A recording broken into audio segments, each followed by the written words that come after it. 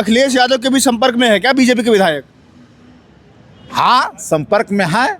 जो उत्तर प्रदेश में 2027 के विधानसभा चुनाव की तारीखें जैसे जैसे नज़दीक आ रही हैं वैसे वैसे सियासी तापमान जो है वो लगातार बढ़ता जा रहा है। सूबे के डिप्टी सीएम केशव प्रसाद मौर्य का बयान कि समाजवादी पार्टी के बहुत सारे विधायक उनके संपर्क में हैं, उसको लेकर के अखिलेश यादव जी ने निशाना साधा है कि केशव प्रसाद मौर्य पहले खुद पता कर ले कि वो बीजेपी के संपर्क में है कि साइडलाइन कर दिए गए हैं कि बीच में है।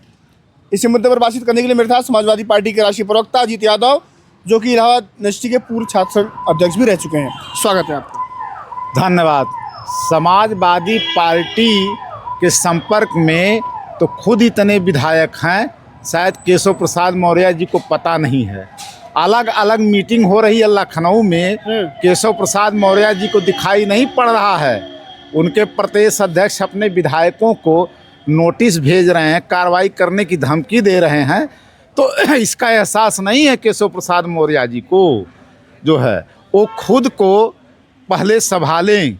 अपना चुनाव तो सिराथू से जीत नहीं पाए और किसी तरीके से सरकार में हैं, उनको जो है खुद कुर्सी उत्तर प्रदेश में मिल नहीं पाती है, स्टूल लगा के खुद ही बैठना पड़ता है। उनका नेम प्लेट उखाड़ करके सचिवालय से फेंक दिया जाता है।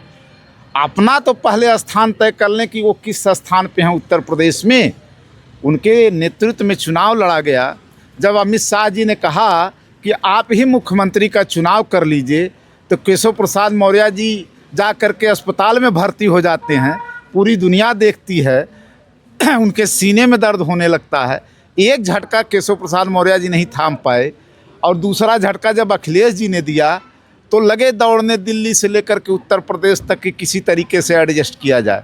हम कहते हैं कि अखिलेश जी की बात छोड़िए, हम लोगों के संपर्क में भाजपा के कई नाराज विधायक हैं, उनका काम नहीं हो रहा है जिलों से लेकर के।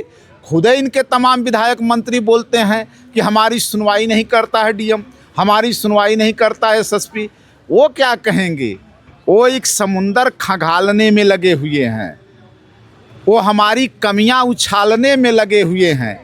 जिनकी अपनी खुद की लंगोटी फटी हुई है, वो हमारी पगड़ी उछालने में लगे हुए हैं।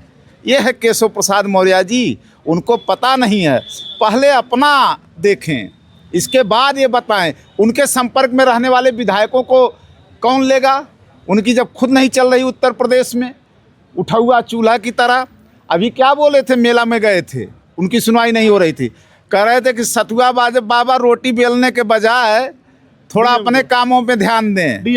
डीएम को सतुआ बाबा के यहाँ रोटी बेलने के बजाय कामों पर ध्यान दें। तो क्यों कहना पड़ा, जब इसका मतलब कि डीएम इनका ही लोड नहीं लेता? तो केशव प्रसाद मौर्य जी का बड़बोलापन है। केशव प्रसाद मौर्य जी का इतिहास हम बहुत पुराने से जान रहे हैं।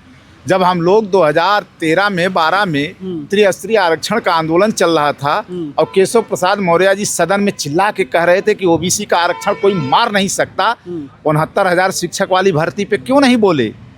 जब उत्तर प्रदेश पिछड़ा वर्ग आयोग, केंद्रीय पिछड़ा वर्ग आयोग सबने लिख के दे दिया और हाई कोर्ट की डबल बेंच ने आर्डर कर दिया, तो केशव प्रसाद मौर्य पिछड़े वर्ग की नौकरियों के सवाल पे तो लड़ नहीं पाए।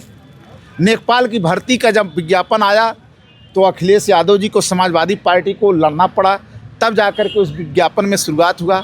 आज आयोग में संजय सिरनेत बैठ गए हैं। किस तरीके से पीसीएस मेंस, पीसीएस जे की कापियां हाई कोर्ट ने डिसीजन दे करके जंचवाया। आज जो फर्जी भर्ती हो गए हैं उनको बाहर तो करवा नहीं पा रहे हैं।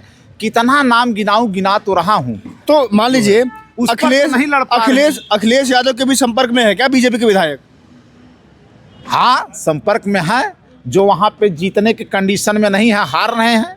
बीजेपी के कई विधायक क्षेत्रों में जो गोपनीय रिपोर्ट है कि वो हार रहे हैं, वो इधर तलाश रहे हैं रास्ता। तो 27 के पहले सरकार तो नहीं गिर जाएगी ये वाली? सरकार, अरे केशव प्रसाद मौर्य जी को मुख्यमंत्री बनना है तो काहे नहीं सरकार गिरा देते 50 विधायकों जो नाराज हैं, जो कर रहे हैं मीटिंग। सलम त्रिपाठी क्या बोल रहे हैं कि हम मीटिंग में ना कर लें, और इनके विधायक क्या बोल रहे हैं?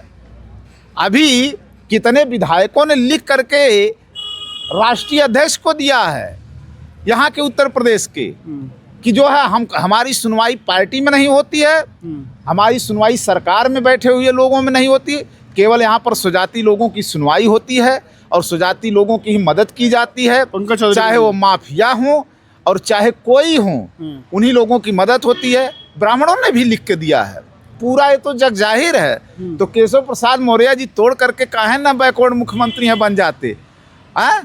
अरे अपना तो घर बच नहीं रहा है, चले हैं दूसरे के घर में ताक झांक करने।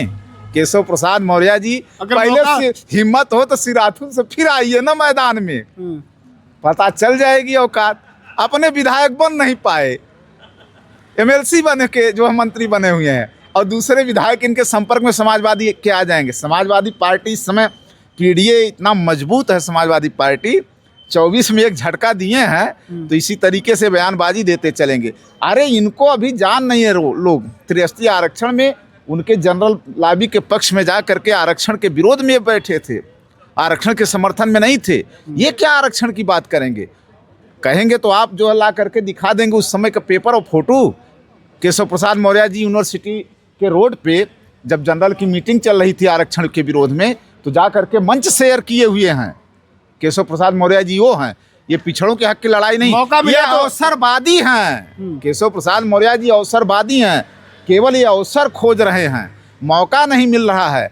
जिस दिन इनको मौका मिल जाएगा तो हमको तो नहीं लगता है कि इनकी लालसा पूरी हो पाएगी। देखिए, इनकी लालसा तबे पूरी हो सकती है कि केशव प्रसाद मौर्य जी से हम कहते हैं कि भाग के आइए, समाजवादी पार्टी ज्वाइन कर लीजिए। सपा ज्वाइन कर लेंगे तो आप लोग मुख्यमंत्री बना देंगे उनको? नहीं, मुख्यमंत्री तो नहीं बनाएंगे, लेकिन जो सम्मान उनको वहाँ पे नहीं मिला, वहाँ पे तो नहीं मिली। डिप्टी सीएम तो है ना वहाँ पर। अरे भाई, अखिलेश जी जैसे पल्लवी पटेल जी की माँ को लाए तो सम्मान तो दिए ना, उसी तरीके से उनको कुर्सी नहीं लगानी पड़ेगी। अखिलेश जी इतना सम्मान करेंगे कि वो ऐसे पद पे हैं कि उनका बराबर समाजवादी पार्टी में सम्मान रहेगा, उनको भी बाकायदा कुर्सी मिलेगी, स्टूल नहीं मिलेगा। मौका मिला तो समाजवादी पार्टी 2027 के पहले ही सरकार गिर रही है तो सरकार बना लेगी, मौका मिला तो।